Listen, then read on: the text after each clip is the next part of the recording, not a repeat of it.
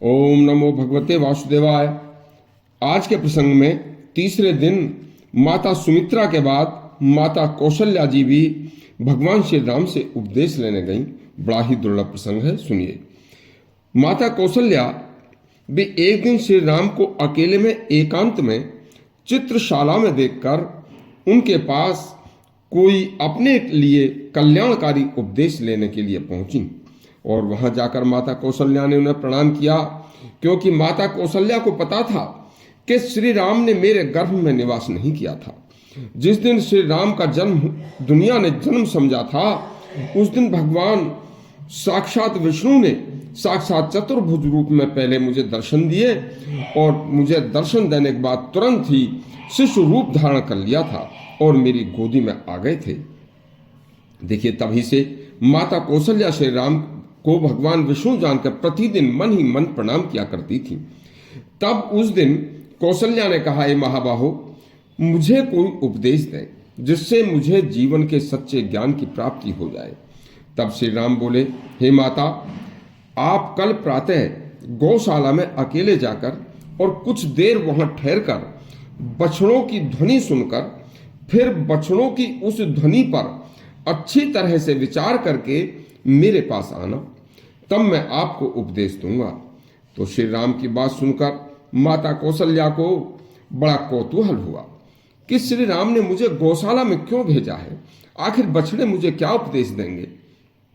इसी बात को सोचते सोचते अगली सुबह माता सूर्योदय के समय स्नान आदि से निवृत्त होकर गौशाला में छोटे छोटे बछड़ों के पास गईं। तो वहां बछड़े अहम मां की ध्वनि कर रहे थे। कौशल्या जी उस ध्वनि को ध्यान से सुनने लगी तो उन्होंने अहम मां की उस ध्वनि को सुनकर मन ही मन विचार किया कि श्री राम ने मुझे इसी ध्वनि पर विचार करने को कहा है। जरूर इस ध्वनि में कोई ऐसा बड़ा रहस्य छिपा है।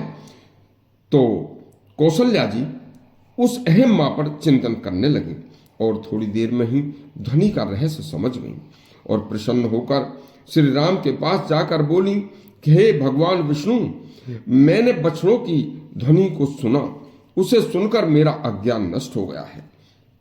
अब मुझे उपदेश की आवश्यकता नहीं है। श्री राम बोले, माता, आपका अज्ञान कैसे नष्ट हुआ? आपने कैसे उस ध्वनि से क्या समझा, मुझे बताएं। तब कौशल्या बोली, बछड़ों के अहम मां शब्द यह कहकर इसका अर्थ यह था कि हम संसारी मनुष्यों को वह बछड़े अहम मां कहकर उपदेश दे रहे थे कि अरे संसार में रचे बचे लोगों, अहम मां अर्थात मैं हूं, ऐसा अहंकार मत करो। हे राम, मैंने जब से यह समझ लिया कि यह मैं शब्द देह शरीर से संबंध रखता है, मैं शब्द का जो अर्थ है वह शरीर से संबंधित है, आत्मा से नहीं, तभी से मेरी देह बुद्धि नष्ट हो गई है। हे राम, भोगों को देह भोगती है, शरीर भोगता है। जब शरीर के इस प्रयोजन का पता चल जाए तो फिर शरीर रहे या न रहे, वह तो कोई नष्ट एक दिन होना ही है। तो केवल आत्मा नष्ट नहीं होती, आत्मा को कैसे पवित्र रखा जाए, यही ज्ञान होना चाहिए। यह नष्ट होने वाली वस्तु नहीं है, इसको संजोने से, जो नष्ट होने वाली वस्तु है उसे संजोने से क्या लाभ। तब श्री राम बोले, हे माता, मैंने जो उपदेश आपको दिलवाया उसका सुनिए, अर्थ सुनिए। उपदेश देना गुरु का अधिकार है। मैं आपका पुत्रवत हूं।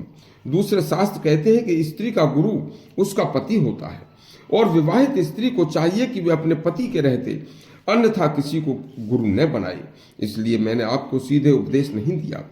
हे माता, श्री राम की यह बात सुनकर कौशल्या जी ब्रह्म चिंतन करती हुई आनंद में डूबी हुई अपने भवन में जाकर भगवत भजन में समय बिताने लगी। भगवान श्री राम ने तीनों माताओं को स्वयं इसलिए उपदेश नहीं दिया था क्योंकि वे न उनके गुरु थे न उनके पति थे, वे तो केवल पुत्रवत थे। यदि आपको यह दुर्लभ उपदेश अच्छा लगा हो तो हमारा चैनल सब्सक्राइब करें और घंटी दबाएं। धन्यवाद।